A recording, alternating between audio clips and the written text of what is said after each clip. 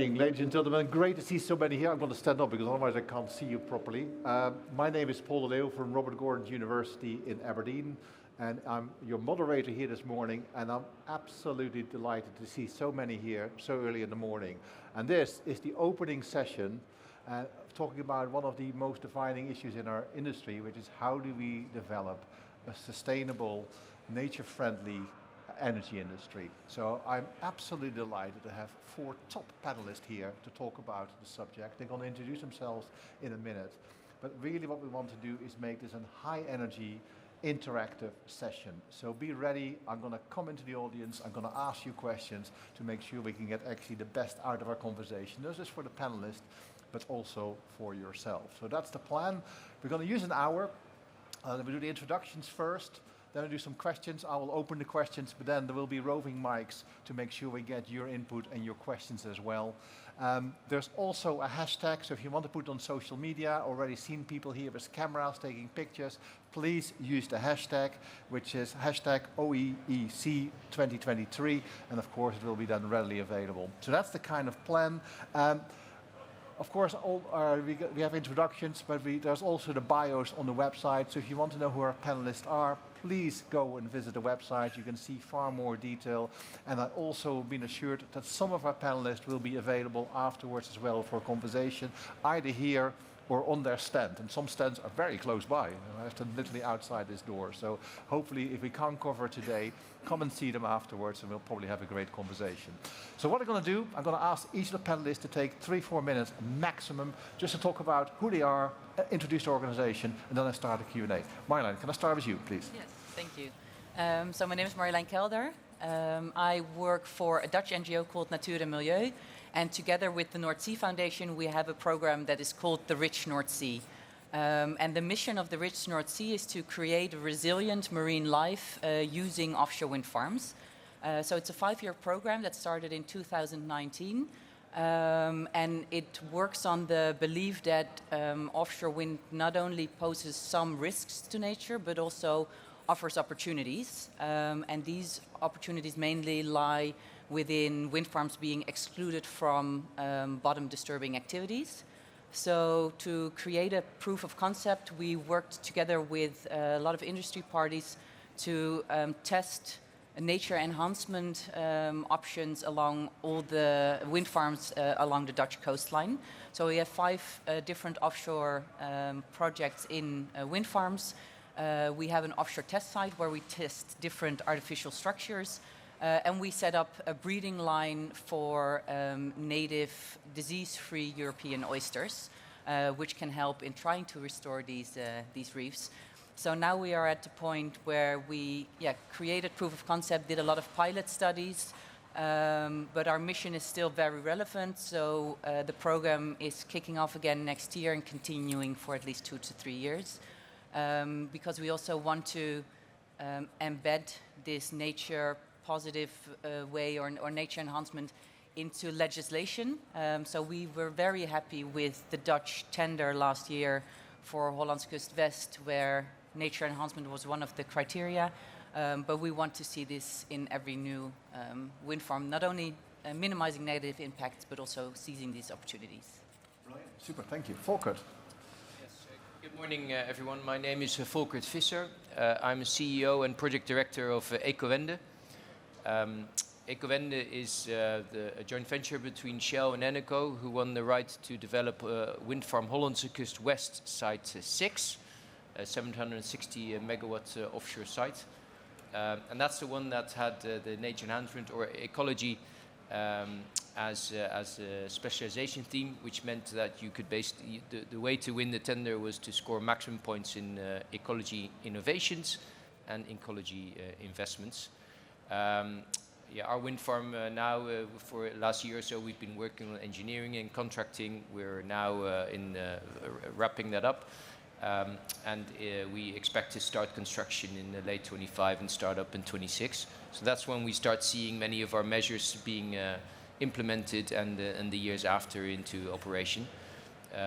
So quite excited how to see how we manage to get the balance between mitigating negative effects on the local ecology and also stimulating positive effects on the local ecology while building the wind farm on time and on schedule. And that's my challenge.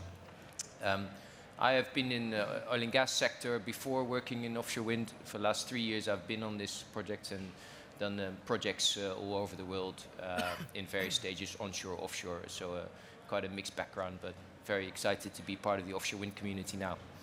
It's nice you can compare and contrast between the different sectors. That's brilliant. So we'll come back to that later on. Sure. Different background, different perspective. Yeah. Good morning, everyone. Good morning, Paul. Thanks for having me in this panel. We think it's an important topic we're going to discuss. And we're the wind farm builders. So today we are with 1,750 colleagues, of which almost half man our offshore installation vessels all around the world. And we're building today wind farms in the United States, in the United Kingdom, in France and in Taiwan as we speak. And approximately the other half of those 1,750 colleagues are the colleagues that are actually negotiating contracts now with clients and executing the project management and engineering of the projects in execution and projects that we will execute in the coming years. We've been active in offshore wind since 2000, contributed to approximately 95 offshore wind farms by installing the foundations or the cables or the turbines or the substations or the lot. And with that we've contributed to 29 gigawatt of offshore wind generation capacity. All throughout those 23 years the offshore wind sector has shown a lot of technological evolution. And we see that that will continue, whether it's driven by increasing turbine sizes or because of the fact we move into new geographical locations where we meet new geotechnical challenges, where we meet a Jones Act in the United States, or we meet cyclones and typhoons, typhoons and earthquakes in Taiwan. You know, those are complicating factors, and we see it as a challenge. It's an opportunity for us to develop solutions. And then the last challenge is of course our need to become more sustainable every day by being more sustainable in our own operations, but also by providing new sustainable solutions to our customers. I'll leave that for now. Brilliant. Thank you so much. Very exciting. Irene. Thank you, Paul. Hi, everyone. My name is Irene Geerbeks, and I'm Market Development Director for the Netherlands within Vattenfall Offshore Wind. I've been working in the offshore industry within Vattenfall over the past 10 years, and I've been active in all of the Dutch projects that Vattenfall has been working on. And I'm very glad to be here today because doing business for the better is something that resonates very strongly within Vattenfall. Vattenfall has committed to being net zero by 2040, and that's a very ambitious target. But we feel we have a responsibility to step up and make a very big contribution to our energy transition towards a fossil-free future. Offshore wind is such a big ingredient of the energy transition, and the decisions we make today and the projects we do today, they have a much bigger impact than just the realization of the green neutrons that we initially built them for. And we are convinced that if we collaborate across the industry and with authorities and NGOs, we can increase the positive impact massively. And I think there's 3 elements that I'd like to highlight there. As Marjolein already also mentioned, nature enhancement is a very important opportunity. The ecological impact of wind farms is something that we need to understand and control much better.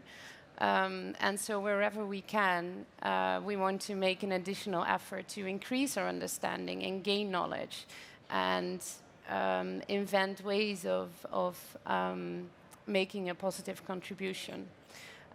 So we're very proud that in our project Hollandse Kust Zuid, we have implemented nature-inclusive design which includes water replenishment holes in the monopiles, but also scour protection to improve the biodiversity. And the initial results are really impressive. And we really hope to share this knowledge and make it available for other future wind farms, because it's not only ours that should be better and more nature inclusive, but ideally all wind farms. The second topic is sustainability. Even though the industry is in quite a harsh time today, we need to realize that the things we do today have a massive impact on the future, and we need to make the right choices and need to make as many right choices as we can. So incorporating sustainability is a key element of that. And as an example, end of life will have a really big impact further down the road. So we've looked into recyclability and sustainability, and especially the blades are a real challenge because they're not very recyclable the way they are.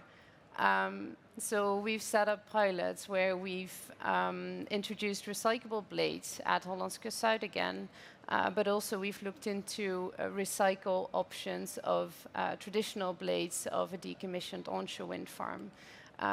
We need both solutions, and we need the knowledge on those now to make sure we can reduce our impact when end of life comes. And the last topic I want to address that's vital for a healthy, sustainable and future-proof projects, that's a healthy market framework. We need quality and we need added value. We need innovation and new ideas to be implemented to make sure that future wind farms create healthy projects and help a healthy industry. And the tender framework, it's a super strong instrument to impact the way projects are being developed. So we need lots of qualitative criteria that raise the bar each and every time, and we need to get rid of financial bid elements because they drain value and money from the projects and the industry where we need it so very hard. Brilliant, super summary. So thank you, panel, for that. I'm going to kickstart with a conversation. And I mean, I heard the word nature positive, nature enhancement quite a few times. I know it was a big theme in COP15 last year in Canada. Marjolein, can you say a little bit more what it actually means? Because there's different people in the room probably have a different interpretation. And probably would be good to get us all the same wavelength. What does it mean, nature enhancement, nature positive, to you? Yeah, I believe nature positive is what we can achieve if we move away from just limiting negative effects, but if we also enhance nature. So IUCN describes a nature positive future as we as a global society need to halt and reverse the loss of nature and minimize negative impacts, but also put the nature on a path to recovery measured from its current status, because we are exceeding planetary boundaries. We are both in a climate and a nature emergency, and taking a nature positive approach helps in tackling both these problems. And how are we doing on a scale of 1 to 10? Are we doing brilliantly or are we really poorly? Well, how are we doing? I think we're just at the beginning of what we can do. We're not doing nearly enough. I think we're still very much focused on limiting negative impacts, doing the minimum to, also when it comes to learning about what the impacts are, we are just monitoring absolutely minimum to do what permits require, but we need to do a lot more, and we need to create skill. Okay. Let me check with the audience. That's all right. I told you I would come to you. Can you just put your hands up for you if you have a net zero target in your company? Can you put a hand up? Who got a net zero target in the company? No, that's not a lot actually. I expected more. Okay. Who got a nature enhancement or a nature positive target in the company? Wow, there's even fewer. Okay, so comments panel. Very few people have nature positive enhancement or nature enhancement. What do you have to say to the audience? Volker. There's a world of opportunity out there, I would say. Well, I guess for us, it's from Ecovend, it's we through the tender system that we were subject to in the Netherlands, we were of course stimulated to think that as, and I could say almost on a personal level, it opened my eyes to all the opportunities that are actually out there. If you you know, what we pride ourselves on in our tender, that we say everything is interconnected. So that means that what happens below the sea, on the sea floor, and happens above is somewhat connected. So we hear a lot about nature enhancement around stimulating what happens on the seabed for the fish, for the Sabellaria reefs, for the benthic community. What be really exciting is how that spins off in what happens elsewhere around. If you think open in scour protection, in how you can use the structures in a clever way, how actually the wind farm actually presents an opportunity to enhance nature, I think there'll be a lot of, you know, it would stimulate even further thinking. So, Irene, hardly any hands up today. If we want to sit here in 2 or 3 years' time, I want the full room to be put our hands up. What do they need to do? What do you think we need to do to get there? I think it's indeed opening your eyes to all the opportunities that are out there, and to realize that we have to step out of our own company or project bubbles to overcome the real challenges that are posed on the world climate, but the offshore industry and our individual projects as well. And we've seen it happening if we do collaborate, if we are interested in what are your challenges, what are mine, and how can we address the bigger ones on the table. It'll be a win for everyone involved. Bas, I'll come to you. You're an installer. I went to your stand. I was very impressed. So if you haven't been there, go there, because they have lovely things what they actually do. So you work for a lot of different clients. Some do it really well: nature enhancement, nature positive, sustainability. What does good look like? What do you see from your client base? Well, all clients that operate wind farms, they have built those wind farms first, and. You might have to speak up a bit. I don't know you can hear, but there's a bit of noise behind there. Okay, I'll try to speak up. Yeah, okay, it's better. You know, we've built these wind farms, and our people are quite proud of it. You know, we built renewable energy. We help to be independent from an energy perspective. But what makes it even better is that we now learn, because we are not all of us are marine biologists, but we learn now that in most of the wind farms that we have helped build, there is an abundance of underwater life. And that makes us realize that by doing it even smarter, adding all kinds of kickstarting systems to whatever we need to install in an efficient way, is kickstarting nature. And we love to think that in the future we stop building wind farms, but we build nature parks with some turbines in it. That's what we like, and we see a lot of enthusiasm in the market. We highly value the knowledge and the guidance by marine biologists, because, again, we are not marine biologists. I do have marine biologist colleagues, so we understand. We can talk the talk. We can talk the language. But there are so many initiatives now in the Netherlands, in Belgium, and elsewhere, that a lot of lessons learned will be learned, and the best practices we can implement in the way we install or design wind farms, and we can take it to the rest of the world. That's I think, our dream. Brilliant. Marjolein, I'll come back to you, right? So 10 years from now, nature parks with wind farms, and what is your vision? You know, what would you like to see? Yeah, I believe that as much as we like this tender system, because it asked companies to be innovative and come up with good ideas, it's also creates a very competitive market where everyone just keeps their really good ideas to themselves. And I would want to see a solution. I don't have the answer, but where we would all work together, cross borders, and have all these brilliant ideas instead of in a drawer kept for potentially a next tender, put out there and installed in every wind farm, because we are working in a very degraded system. So just adding some artificial reefs to your wind farm is not going to be enough.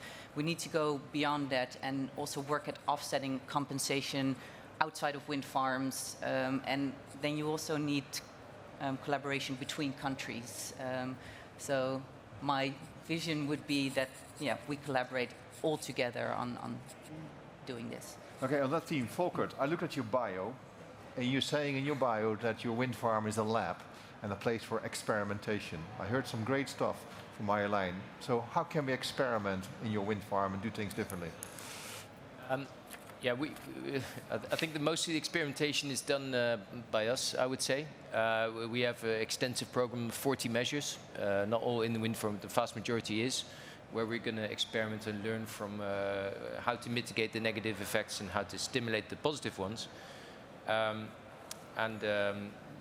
on top of that, we're dedicating an area in the wind farm for great ideas. And also once the Rijkswaterstaat start dedicating areas between the wind farms, the areas, we don't get to touch the whole wind farm area. Actually, most of the area in between the turbines and the cables is left for co-use and other users. So that could also be an area of experimentation by others to try out clever stuff. So, Volkert, do I hear you're quite open to have a conversation afterwards? Somebody has a good idea, they can come and see you? Of course, come and have a chat. Yeah. That's a great invite, fantastic. Irene, I come to you next. I read your bio too, right? You make a fascinating statement, and I'm going to quote you on this one. The offshore wind market is in a perfect storm and needs a reform to safeguard the realization of future projects. Can you say a bit more about that? That sounds like we have a bit of a problem.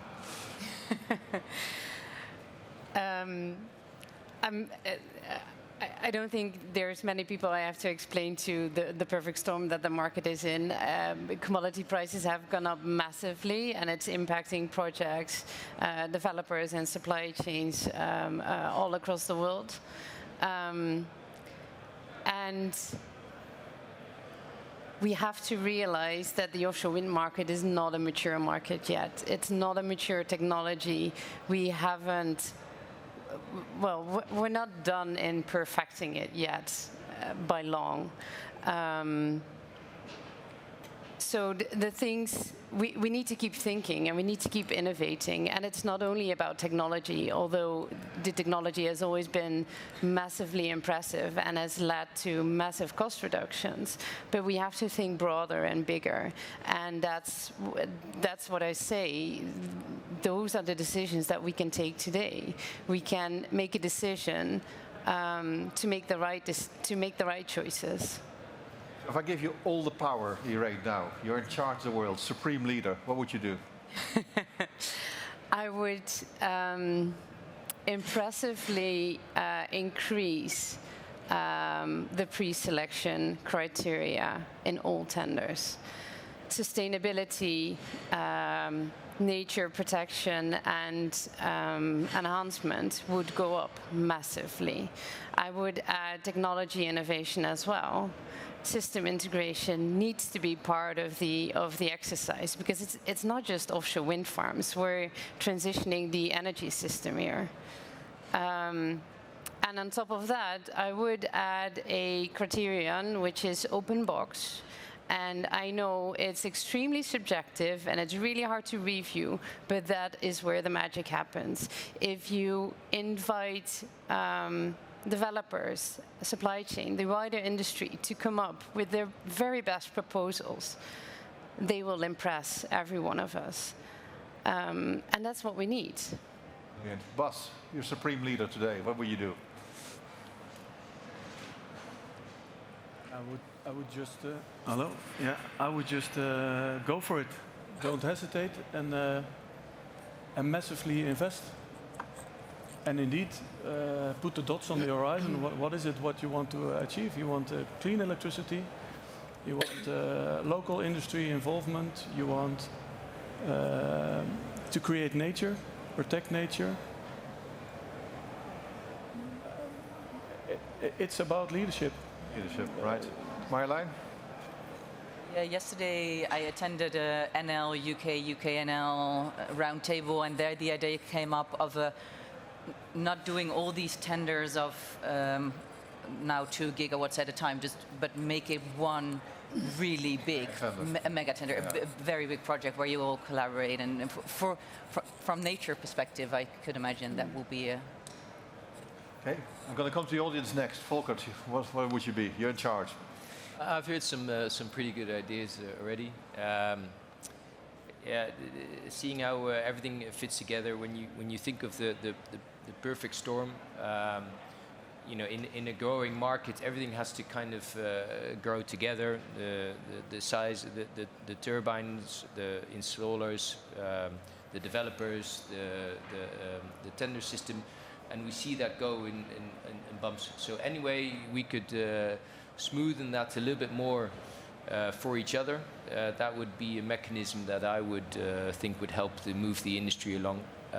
I don't easily have a perfect answer for you, but I think the ingredients you mentioned, also the system integration, how is that power in the end going to be used as we see more and more renewable energy being added to the grid. We can't, let's say, disconnect that part of the equation from the offshore. So it does mean your tenders become more and more complex. And therefore scale, you know, is probably needed because you can't have, you know, 10 developers all work on the same thing. But if scale means, you know, more investment, then you're really not going to get many parties left to put that kind of money on the table.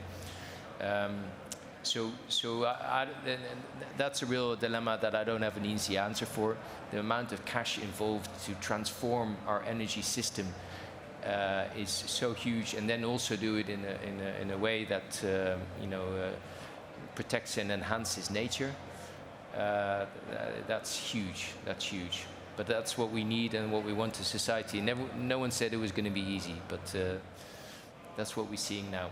Never straightforward. Right, I'm going to open up for questions for the audience. There will be a couple of roving mics here. I think they're somewhere in the room. One floating around here.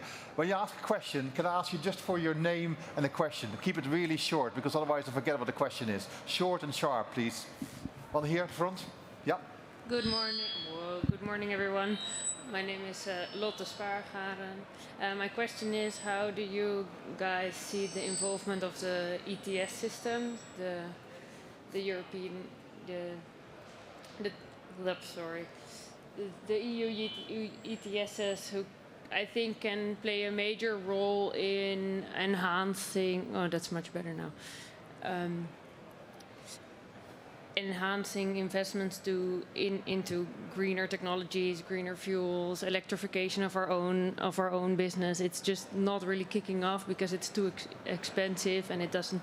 I don't think at the moment the investments just don't pay back themselves. Just to make sure I get your question right, it's about the European trading system. That's what your question is, right? So the panel, I'll make it slightly broader, if that's all right. There are different ways of doing it. Trading system, border adjustment, carbon tax, something to get us moving. Is that okay? Yeah, to broaden your question a little bit. Who wants to kickstart? Bas. So, no, it's a good point, and it's a huge force being put upon our continent, in fact, and I think it's a positive force because it helps us to transform our fleet of installation vessels into a fleet of green installation vessels by incorporating new technologies, all aimed at energy efficiency and reduction of greenhouse gas.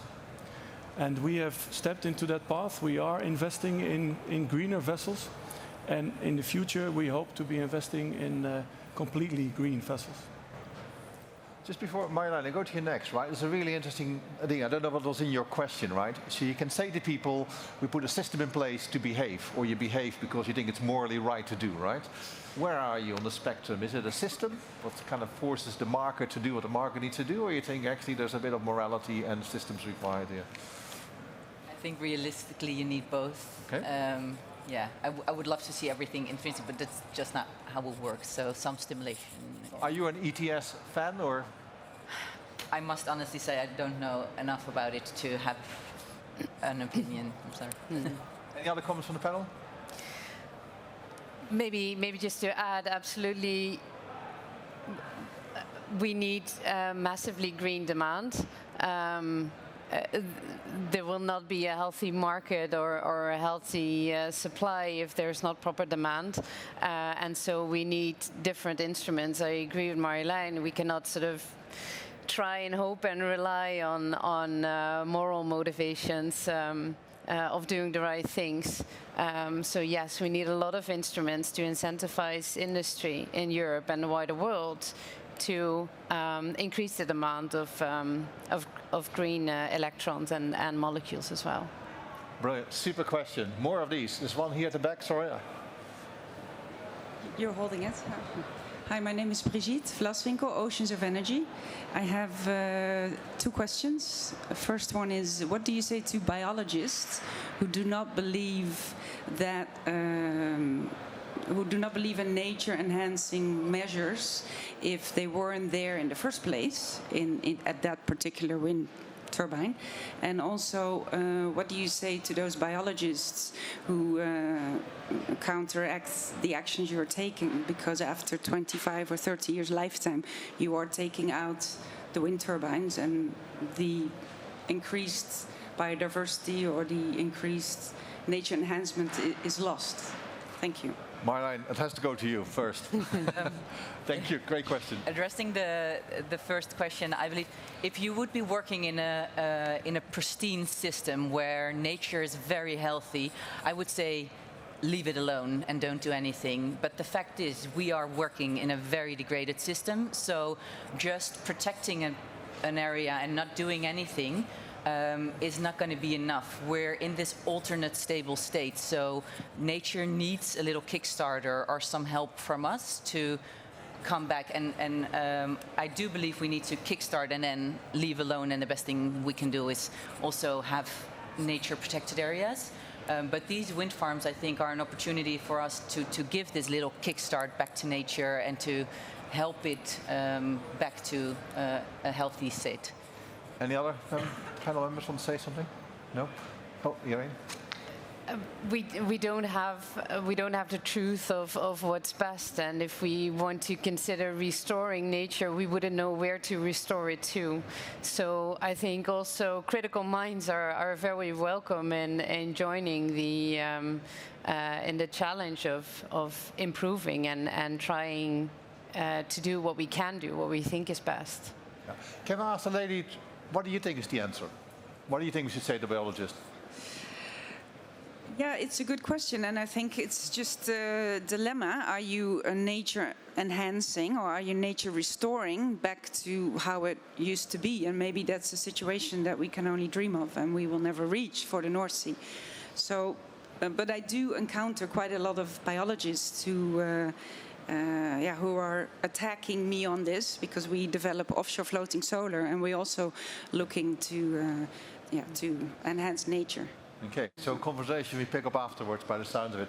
Other questions? There's one here at the front, gentleman here. Good morning, I am Matteo from company Davi in Italy. I have a question for you. The XXL turbines that seems the future of the wind energy farms are sustainable from the whole supply chain, or probably not, and maybe we return to smaller turbines in the future to achieve the goals that the government are? We've got two wind developers here. Who wants to start? Volkert, first and then go to Jane. Are they sustainable? I guess that depends on the, you'd have to ask the question primarily on the turbine manufacturers, on the technologies that they're working on. But of course we care and we talk to them about what they're doing. I want to throw it in a little bit different. When the choice is between many small ones or one big one, I think the industry has always pursued the less bigger ones for scale reasons, and but there's also a nature benefit in that in a way, because of the less installation time, less cables, less hammering of monopiles into the seabed. So overall, there is in a way a positive effect of having less turbines. Irene, what is your? I fully agree with Volkert.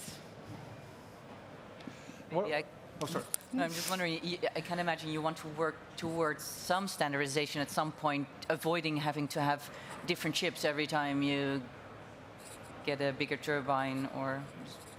I'd like to pick on that, because you're right. As I said, the market has always been changing. Turbines have always grown, and they will continue to grow. But the question is, at what pace?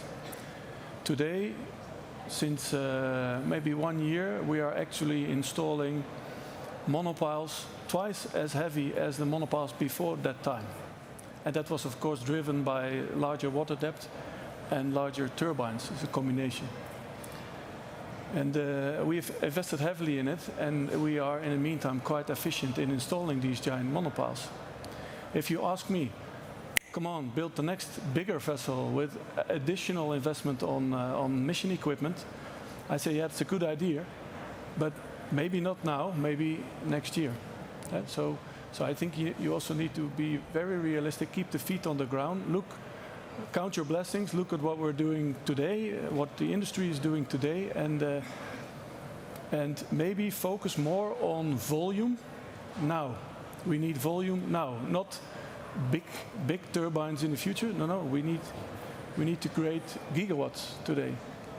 I'm going to take that subject. We have a particular session on wind later on. I'm going to pick that session up with people there as well, because I think it's a great question around, is the supply chain ready for all little stuff or big stuff? So hold that thought.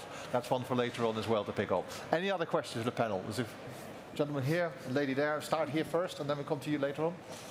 Yes, hello, thank you. I'm Jelle Hofstra from Common Futures, and I was wondering, we're talking about innovations in the North Sea. Although we know ecosystems are widely complex, to what extent are the innovations and experiments that you're conducting scalable and applicable to other locations in the world? Right, we've got some great companies doing innovation. Volker, I'm going to start with you, then I'm going to go Bas, and then I'm going to go Irene on that one. Yeah, if I run them through my head, if you think of the stuff we're doing with the birds, it's about detecting birds with special cameras and radar systems, deterring them, and then slowing down eventually if that's really necessary. What we're doing is we're using artificial intelligence to recognize species, so we start learning from them as they get closer and how they behave as they get closer. Do they react to the noises we're emitting? But of course, if you're in a different area with different protected bird species, you could train the system to work with those.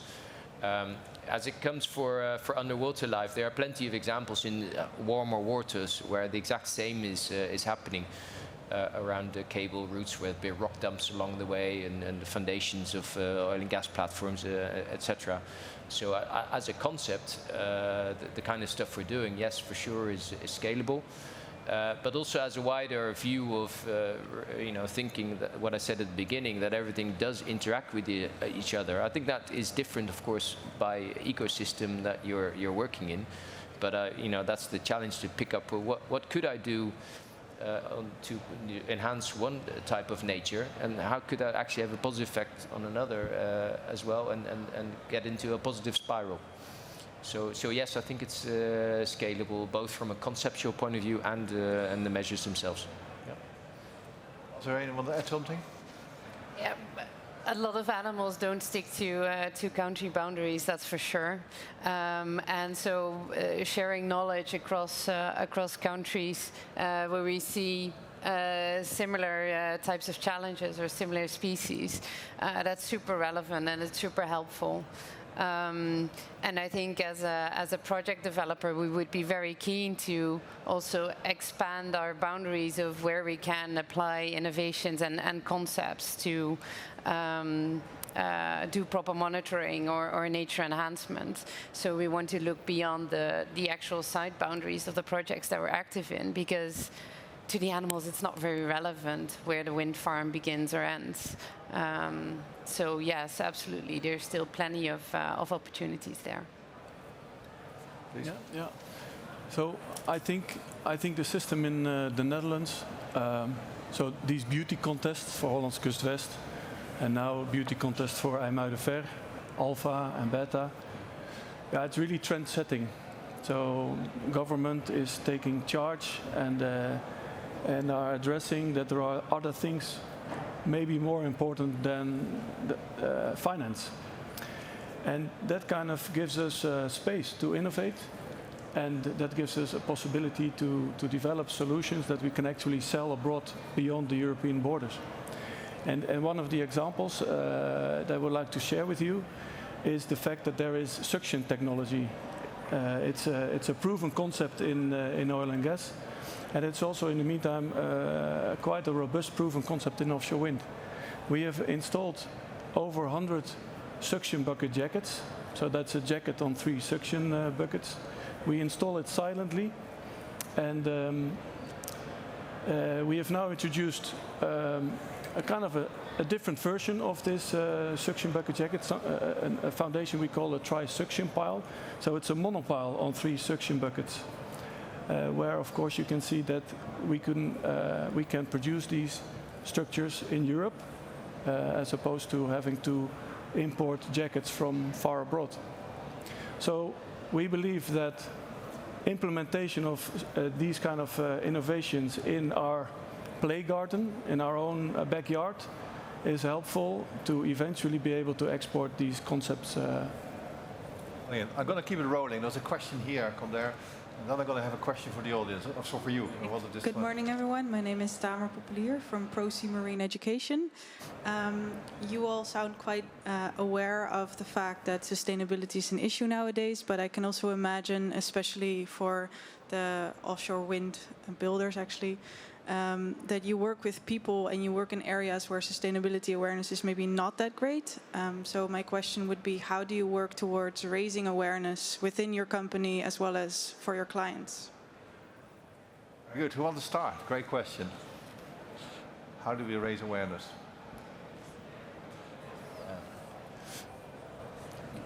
A good question. I think you hit a very good question here. Well done, Volker. No,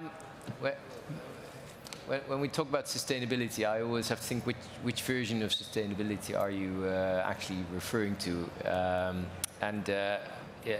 Let me take the sustainable, which is back to the story around in harmony with the nature in the wind farm.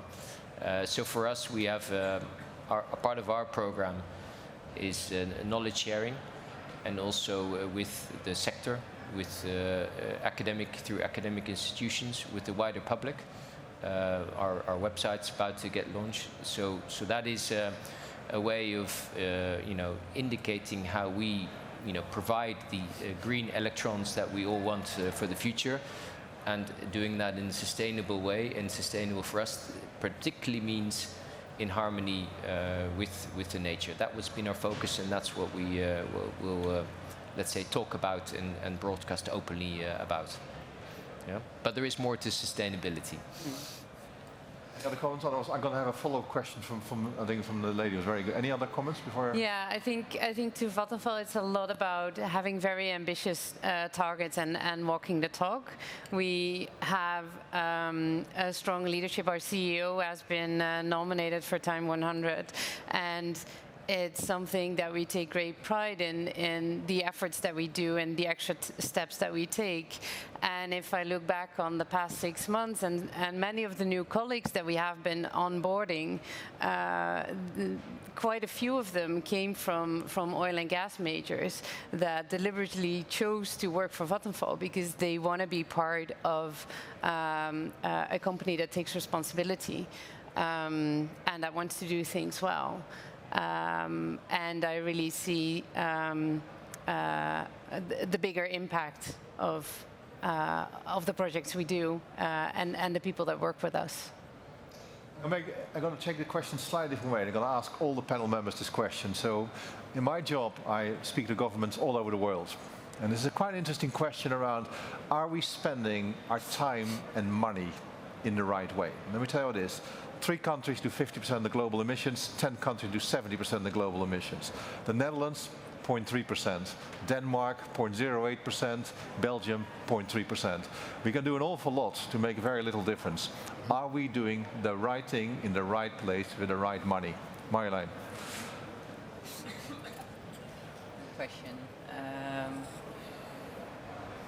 How we do?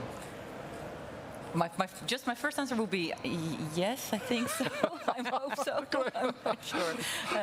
Yeah, let me think about it. You ready? Yeah. Bas? Yeah, so I think if you look at the world scale, everything is just little, right? What we're doing. But if you look at the Northwestern European market, what we have built until now was already massive. But what we're going to do now is 10 times as massive. And yeah, that's just a fantastic story to tell all around the world.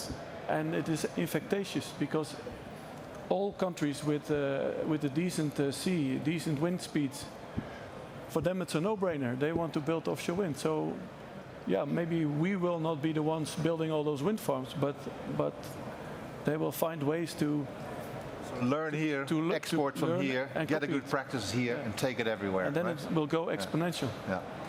Volker, Irene? Yeah, set the standard, lead by example, and focus on the things you do well. I don't think any of us can change the world single-handedly. But if we focus on what each of us can do well and work together, that's where we have to start. Volker, any comments on that one? No, indeed, as you say, Paul, yourself, I think that's a big, all the creativity that is unlocked through the mechanisms we have here stimulates new companies, new ideas that stand on events like these and broadcast their products. We learn really fast because the time between the tender and implementation is actually quite short, although it can never be fast enough to really export it. So we know how well stuff works. And that then indeed becomes a great export product. So fast is let me just quickly check before I go back to your question.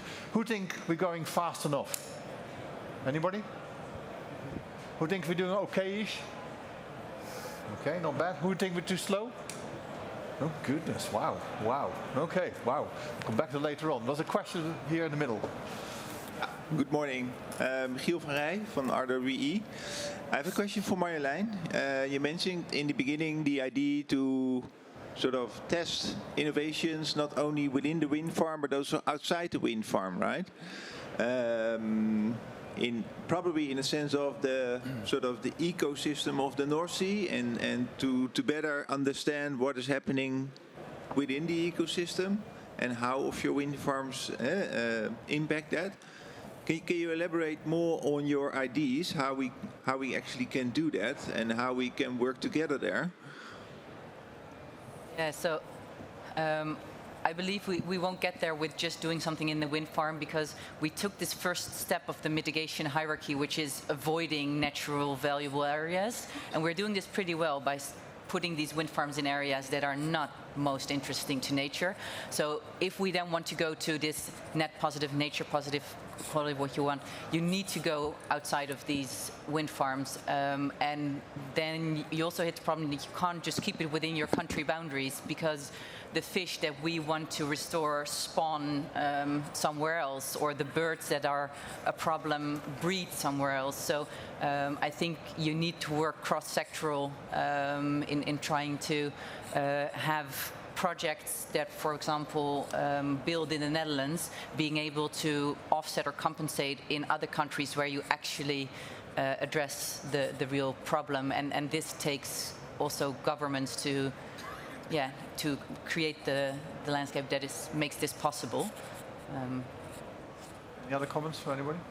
No? Okay, any other questions from the audience? Oh, you get very quiet now. That's not like you. There's one here in the front.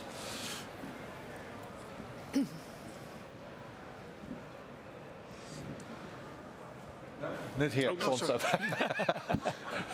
Hi, Erald Kaman, Driver Threat. I recently attended an event in Vlissingen, in which also biodiversity was a hot topic on the agenda, rightfully so. One of the takeaways I got from there was that yes, we do reinstate nature, but you do also replace species. So some will leave as a result of the wind farm being built, but be replaced by other ones, such as big mammals and animals like that. Do you see that as a problem? And if so, what are your ideas of how to tackle that? I believe the focus now sometimes is very much on key species, which is also like that because of the European regulations. But I think it would be better to focus on a healthy ecosystem, because that can handle climate changes. Species will move from site. So yeah, focus on all trophic levels and just create a healthy system and not focus on these species so much. Wouldn't you agree that? It's working. Wouldn't you agree that swapping one seal for 1 million plankton is somewhat of an odd trade? Just, it's an extreme example, but you get my point, don't you? Yeah, that sounds like an odd trade. I don't think you can look at it like that. You need to be healthy. No, I agree. There's a couple of questions there. Sorry. Yeah. I just wanted to respond on your question on what the Netherlands can do in a worldwide scale briefly. I think a very good example is what Germany did for solar panels. Really at the beginning, they were extremely expensive. It wasn't worked out. And the government just invested so much, subsidies were sky high. They really got the solar panels off the ground. And look at them now, they're extremely cheap, and I think that's really thanks to Germany. And I think the Netherlands is tiny, but we also have the benefits of the EU scale. So I definitely think turbocharge what we do, really be good at that and get it out there to the world. And enhance technology and also go for it. As a government or as an EU, just take a risk, go for something and see what happens. Maybe it kicks off, maybe it doesn't. Brilliant. I'm going to take 1 or 2 more questions because I want to finish on the quick fire round, right? So we take the gentleman on the back. Yep. Mike Greenwood, Great Lake Dredge and Docks. I'm from the U.S., and so we're just leaning into offshore wind right now. Any awards right now are very commercial focused. Any suggestion that we can kickstart the conversation you're having right now where environmental enhancement is part of the tender process? Okay, so question around how do we make this happen for other markets as part of the tender process? Who wants to start that one? I think there's 2 natural people who can start this one. I think it's already slowly sipping through. So underwater noise limitations are applicable in the United States. That's one example. Okay, so underwater noise and how it works. You're quite strong sense about this one. Yes, I do. Thanks. I think 10 years ago, when we started having discussions in the Netherlands in the wider industry with the Dutch authorities, we started looking at the energy system with sort of the end picture in mind. So if we want to realize massive scale offshore wind, then what challenges will we meet along the way? And it was clear that ecological impact would be a big element. And we also knew that we didn't have the instruments nor the knowledge to overcome them all at the time. So that was a very, very important element in embedding it fundamentally into the tender system and also allowing it to develop and allowing the industry to improve along the way. And I think having that conversation and sort of addressing those challenges jointly, that's absolutely key. I'm conscious of time. I'm going to do a quick fire round. Panel, you got 10 seconds to answer your question, right? So be ready for it. I asked people the confidence, are we going fast enough or not fast enough? Are you an optimist, a pessimist, or somewhere in between? Marjolein, optimist, pessimist, or in between? Optimist. Optimist. Yeah, optimist. For Optimist. Sure. Optimist. Optimist. That's quite interesting, quite different than the people in the room here. Maybe we just need to cheer you up a little bit on here. I'm an optimist. I'm not saying we're going fast enough. Oh, realistic optimist, are you? Call it what you will. Yeah. So COP28 starting in a couple of days. What's the one big ask you have, Volkert? 10 seconds. Keep talking, keep learning. Talking, keep learning. Bas? Invest in renewable. Marjolein? Share knowledge. Share knowledge. Irene? Set high standards. Set high standards, okay. A lot of people in the audience here. What's the one big ask you have for them? Marjolein? What's the big ask for the audience? What I have for the audience? You want to leave them with a cheery, positive way, right? What are you going to ask them? What am I going to ask them? I'll just come back to share the knowledge and set high standards for yourself. So come and see you afterwards, share knowledge stuff. Just outside here, right? Volkert, what's the ask you have for people here? What is it that you do, and how do we can we work together?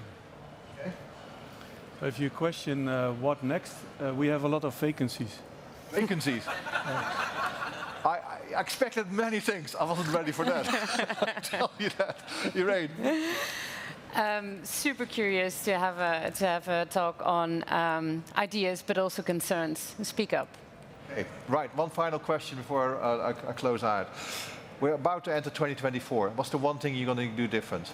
I'm going to start, Bas, with you. One thing you're going to do different in 2024? Oh, a difficult question. Maybe we will try to spread the word even more. Spread the word, Volkert? Even more so, celebrate the many achievements we're going to make along the way. We're all invited, aren't we? Well. All invited. Excellent. Irene? Perhaps calm, but our hearts very hot. Brilliant. And Marjolein? One thing different. Yeah, go a bit more international, so not just looking at boundaries, so collaborating cross-border. Brilliant. Thank you so much. Before I say thank you properly to our panel, thank you for the audience for your participation this morning. Been brilliant. And again, we're going to have more sessions, so please come back. But also there's some superb things happening in the hall, and there's some great things happening at the stage where also very dynamic conversations have taken place. So, please bring that enthusiasm to the conference. It would be fantastic. Thank you for your participation. And please join me in a big thank you to our panel today. They've been absolutely brilliant. Thank you.